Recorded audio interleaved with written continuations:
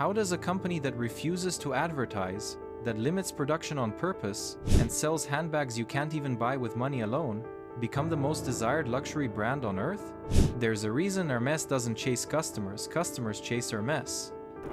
And once you understand how this house was built, you'll realize nothing about its success is an accident. Before Hermès became the symbol of ultimate wealth, exclusivity, and quiet power, it started with something far more humble. A workshop so small it barely fit a handful of tools. But inside that workshop, one man had a vision not loud, not flashy, but precise, disciplined, and built on mastery. In 1837, Thierry Hermès opened a tiny harness and saddle workshop in Paris. He didn't make fashion. He didn't make handbags. He made excellence for people who lived on horseback. Back then, horses were the luxury vehicles of the elite. Hermès wasn't just a workshop anymore, it was becoming a quiet luxury destination. But then, the world started changing. Cars replaced horses. The elite no longer needed saddles. Later, gloves, belts, and small leather goods. And as global travel exploded in the 1900s, Hermès rode that wave at the perfect moment. Emile-Maurice wasn't just creative, he was strategic. He traveled to America, studied modern production, and brought back a secret weapon: the exclusive rights to use zippers in France. At a time when no other French luxury brand had access to this technology, Hermès stood alone. Their handbags, clothes, and accessories suddenly felt modern, convenient, ahead of everyone else. And with this early monopoly, profits soared. By the 1930 seconds, Hermès launched what would become global icons: the sac à des pêches, later known as the Kelly bag, the first Hermès silk scarf in 1937, horsebit motifs and equestrian symbols, the chaîne d'Ancre bracelet. These were not just items, they were identity pieces. And Hermès built something priceless, a look only they could create. But just when things were rising, the brand hit its biggest crisis. After World War II, Hermès faced a brutal reality. People couldn't afford luxury. The world was rebuilding. Exotic leathers were hard to source. Production slowed. Revenue crashed. The worst part? The younger members of the Hermès family didn't want to run the business. Several left. Some sold their shares. And the house fell into stagnation. For the first time in its history, Hermès looked fragile. In 1978, everything changed. Jean-Louis Dumas took over, a visionary who understood business, culture, and human desire at the same time. And he saw one clear problem. Hermès wasn't losing because it was bad. It was losing because it wasn't. Dumas modernized the brand, but without touching the heart of its craftsmanship. And he did it through three major business moves. 1. Focus on scarcity, not scale. While other brands expanded aggressively, Dumas did the opposite. No mass production, no outsourcing, no lowering quality. Limited bags, limited colors, limited access. Customers wanted Hermès because they couldn't have Hermès. 2. Entering fashion slowly but smartly. Instead of chasing trends, Hermès launched clothing with natural fibers, clean lines, timeless silhouettes, quiet, calm, controlled. A luxury expression that wealthy clients instantly understood. 3. Creating the Birkin bag accidentally. In 1984, on an Air France flight, actress Jane Birkin complained about her messy bag. Dumas sketched the design on the spot. That sketch became the Birkin, the most exclusive handbag on earth today. You can't buy a Birkin. You are invited to buy one. Prices start around $10,000 and go up to $500,000 plus for Himalayan pieces. And demand still exceeds supply. The Birkin changed everything for Hermès, not because it was a handbag, but because it redefined what luxury could be. It created a new rule in the industry. Luxury isn't about availability. Luxury is about access. And Hermès mastered access better than anyone alive. The power of saying no. Most brands chase customers. Hermès does the opposite, it filters them.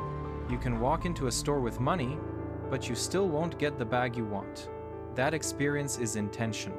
Hermès learned something early that tech companies, fashion houses, and even billionaires admire today. People desire what's rare. People crave what they can't instantly have. So Hermès controls supply like a luxury weapon. Limited yearly production, restricted colors per season, exclusive leathers in microscopic quantities, random unpredictable store drops, no online Birkin or Kelly sales. This scarcity isn't a mistake, it's the engine of Hermès' power. While other luxury giants flood the market with marketing and seasonal hype, Hermès quietly does something shocking. It grows every single year, even during recessions, even during COVID, even when every brand predicted collapse. In 2023, Hermès generated 13.4 billion in revenue, with margins above 40%, almost unheard of in luxury.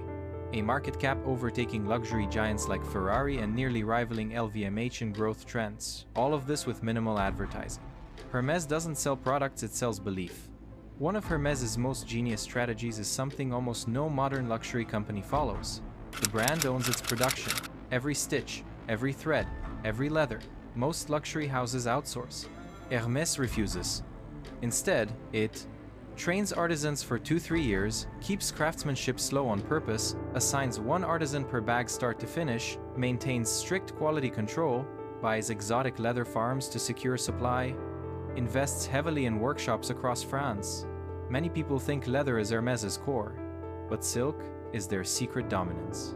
The first Hermès scarf launched in 1937. Today, over 25,000 designs exist. Each scarf requires up to 45 screen prints. Some become collector items worth thousands. Royal families, artists, and celebrities wear them. They sell over 100 scarves per hour worldwide.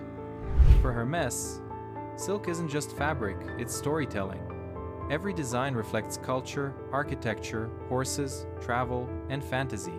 This emotional artistry keeps the brand connected across generations.